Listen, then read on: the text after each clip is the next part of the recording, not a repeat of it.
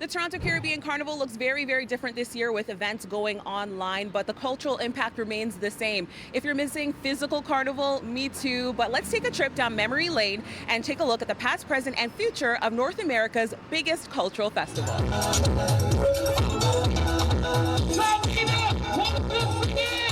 In 1967, the Caribbean community in Toronto was asked to organize a special event to commemorate Canada's 100th birthday. That one-time event was so popular, it happened every year since, and that is how Caribana was born.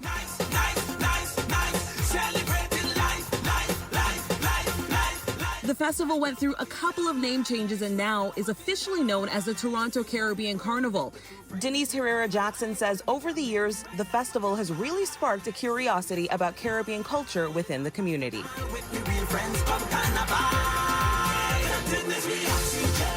It really brought all the communities together, and it was really important that their contribution should be acknowledged, because in bringing up that aspect of culture, I think made it much easier for our Caribbean immigrant culture to be amalgamated into a celebration.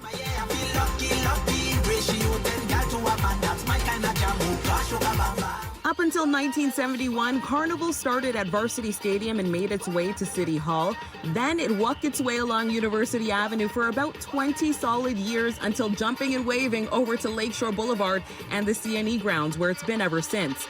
Dalton Higgins covered Carnival for several years and says that last move in 1991 really changed the vibe of Carnival. To be perfectly honest, since it left. Why is that?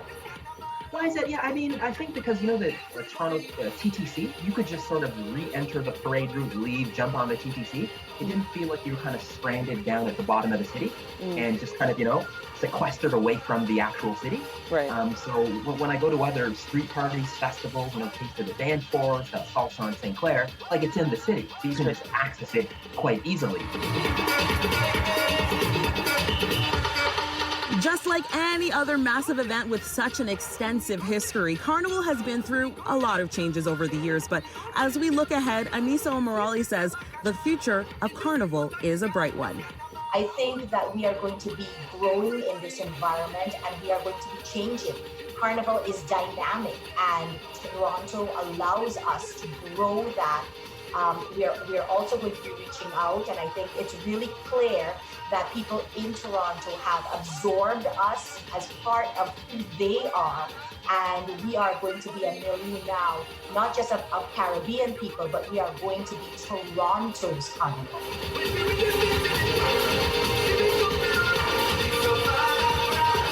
The virtual Grand Parade is happening next weekend, so make sure you grab your old costumes and join in. Head to torontocarnival.ca for more information on that event, plus all the other events leading up to the big day. For City News, I'm Stephanie Henry.